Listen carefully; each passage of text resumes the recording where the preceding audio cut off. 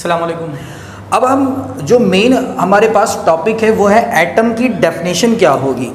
Atom की definition आपने ये भी लिख सकते हैं कि smallest particles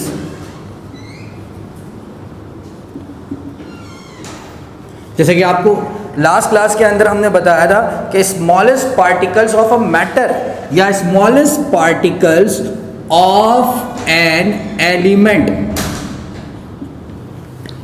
smallest particles of an element which show all the properties, smallest particles of an element which show all the properties of elements is called atom.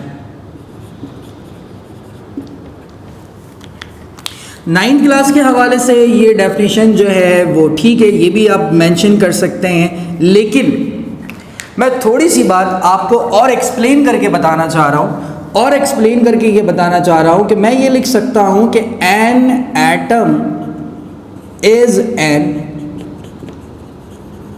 Extremely smallest particles of matter that retains the identity during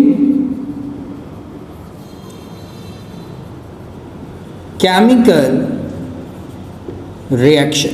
ये दो definitions है आपके पास, explain करूंगा कि ये दो definition क्या है। बहुत ध्यान से पढ़ना होगा आपको, देखें अब बारीकी बारीकी पॉइंट्स को जो है वो आपने क्लियर करना होगा केमिस्ट्री के अंदर। स्मॉलेस्ट पार्टिकल मतलब होता है छोटा, छोटे जर्रात एलिमेंट के, यानी उस एलिमेंट की तमाम तर प्रॉपर्टीज को जाहिर कर रहा हो वो सारे जर्रात, एक एक जर्रात मिलाकर उसे हम एटम कहते हैं। उसे मजीद एक्सप्लेन नीचे की डेफिनेशन में किया, कैसे कि निहायती छोटे जर्रात, एक्सट्रीमली स्मॉलेस्ट पार्टिकल। जब एक्सट्रीमली कह दो तो उसके बाद कोई वर्ड नहीं बचता। एक्सट्रीमली स्मॉलेस्ट पार्टिकल्स किस चीज का, मैटर का हो या एलिमेंट का, एक ही बात है। एलिमेंट भी मैटर का पार्ट कहलाता है और मैटर भी एलिमेंट का पार्ट कहलाता है।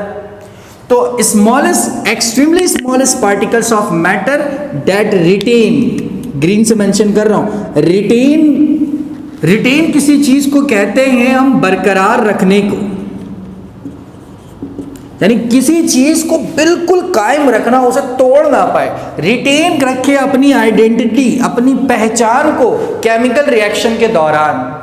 जब भी तुम केमिकल रिएक्शन कराओगे तो एटम का जो पार्ट होगा वो नहीं टूटेगा, वो मजीद सब डिवीजन नहीं हो सकेगा रिएक्शन के दौरान, लेकिन जो मैटर का पार्ट होगा वो टूट टूट के एटम के अंदर इंक्लूड होता जाएगा, मॉलिक्यूल टूटकर एटम बन जाएगा, लेकिन एटम को तोड़ा नहीं जा सकता। उसे हम यहाँ पर क्या कहते हैं, पूरे इस टॉपिक को एटम्स कहते हैं। तो एक बात आपके पास यहाँ पर क्लियर हो गई कि atom is a fundamental buildings and block of chemistry.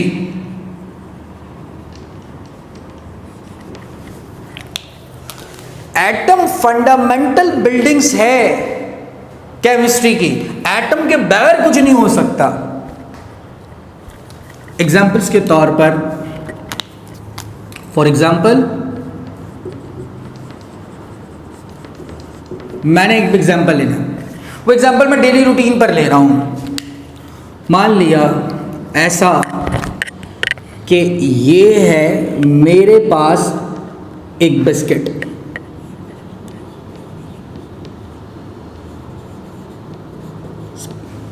ये मेरे पास एक बिस्किट है, ठीक है, और यकीनन इस बिस्किट के अंदर चॉकलेट चिप्स जो है वो डला हुआ है, ठीक है। तो जब ये बिस्किट है तो ये बिस्किट पूरा किसी न किसी इंग्रेडिएंट से मिलाकर बनाया गया होगा। तो इसे क्या किया गया है, इसे मेड अप किया गया है या मेक किया गया है, make up of different ingredients. सही है। अब जरा ये पॉइंट समझिएगा, डिफरेंट इंग्रेडिएंट्स है तो क्या हो सकता है इंग्रेडिएंट्स।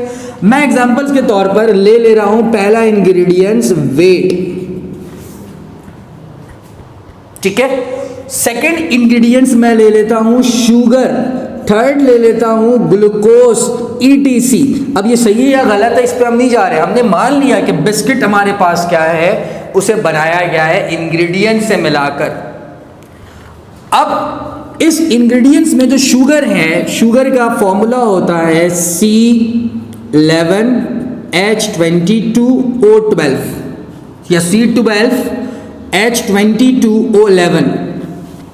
इसी तरह ग्लूकोज C6H12O6 जो फॉर्मूला है। अब अगर इस शुगर को देखा जाए तो शुगर के अंदर तीन चीजें आपके पास आई, एक आया कार्बन, दूसरा आया हाइड्रोजन, तीसरा क्या आया oxygen. This is called carbon atom, this is called hydrogen atom, this is called oxygen atom. बात समझ आई कि बिस्किट मैटर हो गया, मैटर को हमने लिया कि बहुत डिफरेंट टाइप्स के मैटर्स मिलकर बिस्किट बनाया गया। और जब ये बिस्किट बनाया गया उसके अंदर इंग्रेडिएंट शुगर, शुगर के अंदर तीन तरह के एटम्स मौजूद है, कार्बन एटम, हाइड्रोजन एटम और ऑक्सीजन एटम। और ये तीन तरह के जो एटम हैं इन्हें ही तो हम एलिमेंट कहते हैं, जो कि पीरियोडिक टेबल में मेंशन किया जाता है इनके सिंबल को। बात समझ आ गई बच्चों कि बिस्किट आपके पास मैटर हो गया और उस मैटर के अंदर इंग्रेडिएंट्स, और इंग्रेडिएंट्स को हमने क्या ले लिया, एटम। मुख्तलिफ इकसाम के एटम्स को मिलाकर हमने मैटर को या कंपाउंड को या किसी भी सब्सटेंस को जो है वो आपने बनाया। और उसमें बहुत ही जो आखिरी पार्टिकल्स है जो शुगर, शुगर का भी जो पार्टिकल्स है वो क्या है, एटम्स। छोटे छोटे ब्लॉक्स को आपने जोड़ा और जोड़कर आपने क्या बना दिया, मैट्रिक का पार्ट।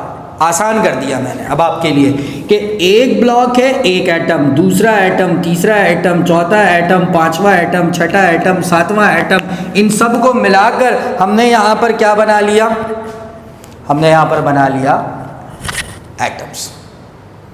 बात समझ आ गई। अब हम एटम की डेफिनेशन मेंटेन कर चुके हैं, क्या है कि एक एटम निहायत ही छोटा पार्टिकल्स है मैटर का यानी मादे का, जो कि अपनी पहचान को बरकरार रखता है किसी भी केमिकल रिएक्शन के दौरान। एटम्स के कुछ कैरेक्टरिस्टिक्स होते हैं, लास्ट डिस्कशन कर रहे हैं एटम्स के ऊपर। एटम्स के कुछ कैरेक्टरिस्टिक्स आपके पास होते हैं।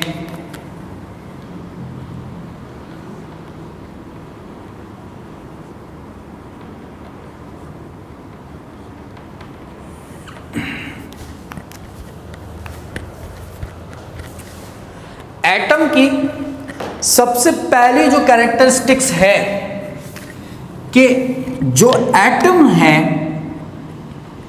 वो लाजमी पार्ट लेगा किसी भी केमिकल रिएक्शन में इंडिपेंडेंटली।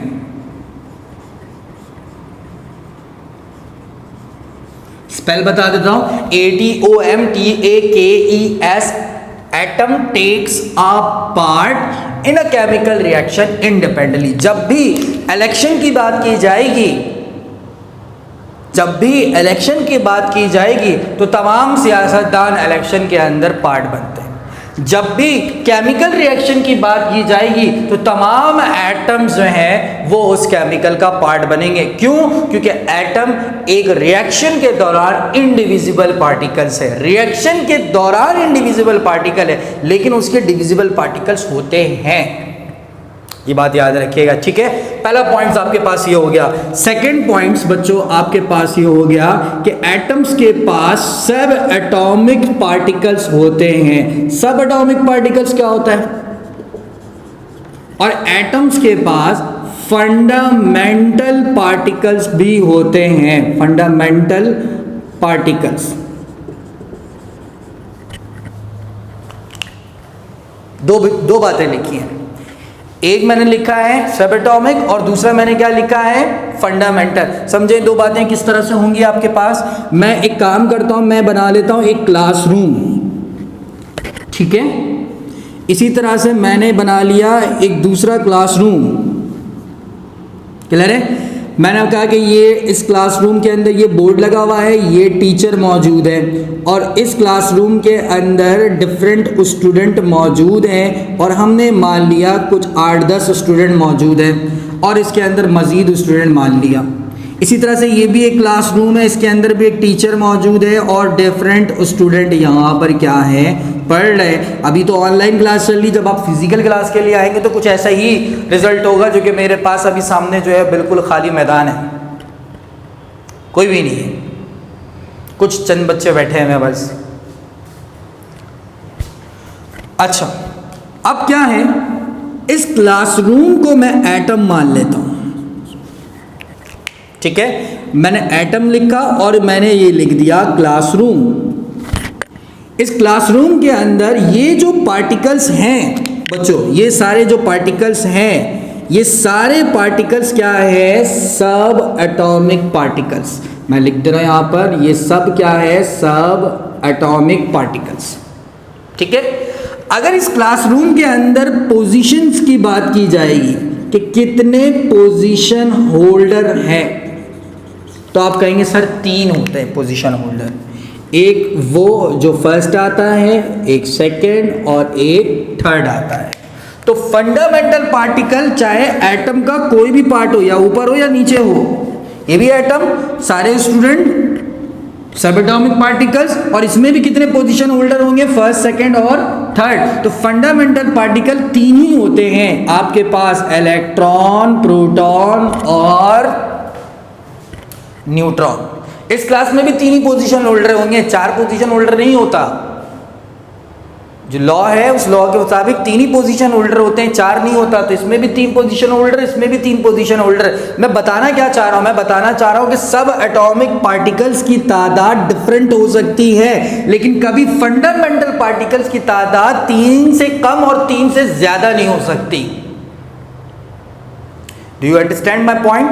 कि सब एटॉमिक पार्टिकल्स की तादाद डिफरेंट हो सकती है। एक एटम में ऐसा भी हो सकता है कि कुछ 4 सब एटॉमिक पार्टिकल्स हो, 10 हो, 20 हो, 3 से कम नहीं होगा।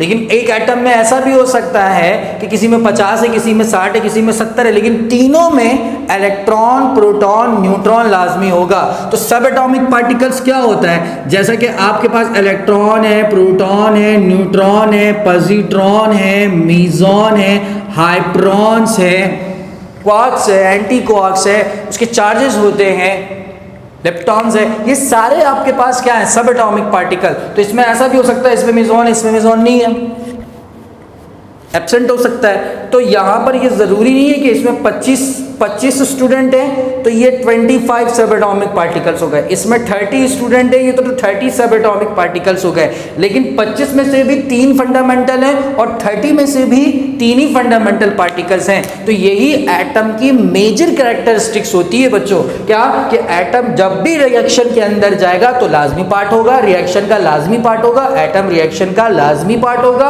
और एटम के पास सब एटॉमिक पार्टिकल्स भी होते हैं और एटम के पास फंडामेंटल पार्टिकल्स भी होते हैं। तो ये बात आपको समझ आ गई होगी कि एक एटम्स के पास जो है वो किस तरह के सब एटॉमिक पार्टिकल्स आपके पास होते हैं। अब मैं जो बात बताने वाला हूँ बेसिक केमिस्ट्री के हवाले से, वो इम्पॉर्टेंट बात आपके पास यहाँ पर क्या है, वो इंपॉर्टेंट बात है मॉलिक्यूल्स को लेकर।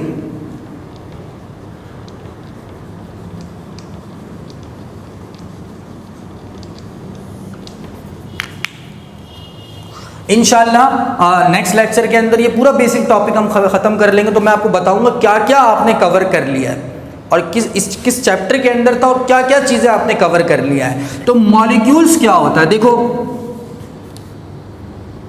ये है एक एटम, ठीक है,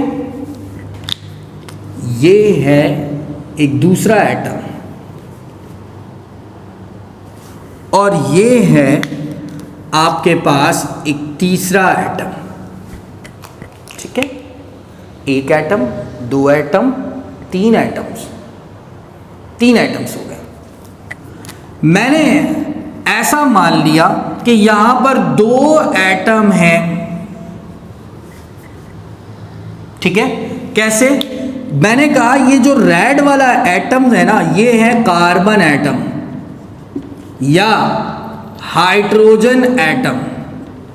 तो एक हाइड्रोजन और ये दूसरा हाइड्रोजन जब ये आपस में मिलते हैं तो क्या बनाते हैं? H2। मैंने कह लिया कि ये रेड वाला अब आपके पास नाइट्रोजन है, तो एक नाइट्रोजन और दो नाइट्रोजन मिलकर क्या बनाएगा? N2। मैंने कह दिया अब ये नाइट्रोजन एटम नहीं है बल्कि ये क्लोरीन एटम है, क्लोरीन एटम है, तो Cl और Cl क्या बनाएगा? Cl2। तो ये क्या है? ये कहलाएगा मॉलिक्यूल्स। और ये क्या कहलाएगा? सिंगल सिंगल दोनों क्या कहलाएंगे? एटम। बात समझ आई? ये मॉलिक्यूल्स और ये क्या कहलाएगा? एटम। तो आप ये कह सकते हो कि a group of atom bonded together, A group of atom is called molecule. A group of atom is called molecule. मैं यहाँ पर छोटी सी डेफिनेशन ऐसे ही लिख रहा हूँ, ये फॉर्मल डेफिनेशन नहीं है, मैं भी लिख देता हूँ बोर्ड पर। A group of atom is called molecule. समझाने के लिए ये सिर्फ कि बहुत सारे एटमों का जो ग्रुप होगा वो आपके पास क्या कहलाएगा? मॉलिक्यूल्स कहलाएगा, ठीक है। ये बात याद रहेगी कि ग्रुप ऑफ एटम्स क्या कहलाएगा? आपके पास मॉलिक्यूल्स कहलाएगा। तो डेफिनेशन आपके पास यहां पर क्या हुई कि व्हेन टू और मोर एटम्स, नजर आ रहे हैं? व्हेन टू और मोर एटम्स कंबाइन टुगेदर,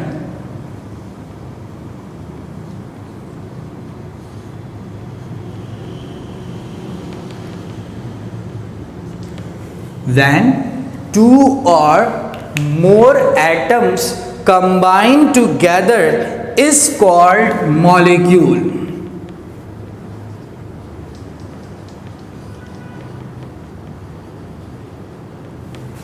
ये भी कह सकते हो कि a molecules या a group of molecules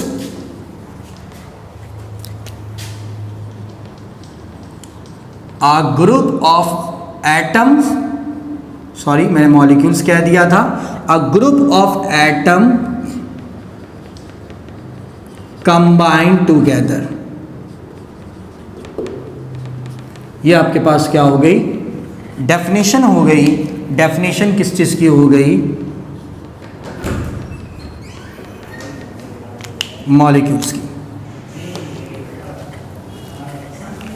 ठीक है। तो दो बातें आपको समझ आएगी कि कंप्लीट एटम क्या होता है और मॉलिक्यूल्स क्या होता है। मॉलिक्यूल्स के टाइप्स होते हैं, लेकिन हम अभी यहाँ पर डिस्कस नहीं कर रहे हैं क्योंकि हमें ज़रूरत ही नहीं है 9th क्लास के अंदर मॉलिक्यूल्स के टाइप्स के बारे में डिस्कस करने की। सिर्फ दो बातें रह गई है, एक एलिमेंट, कंपाउंड और रिएक्शन, जो कि हम लेक्चर नंबर 4 के अंदर डिस्कस करेंगे। यहाँ तक रखते हैं, इंशाल्लाह नेक्स्ट क्लास के अंदर आपसे मुलाकात होगी। अल्लाह हाफिज़।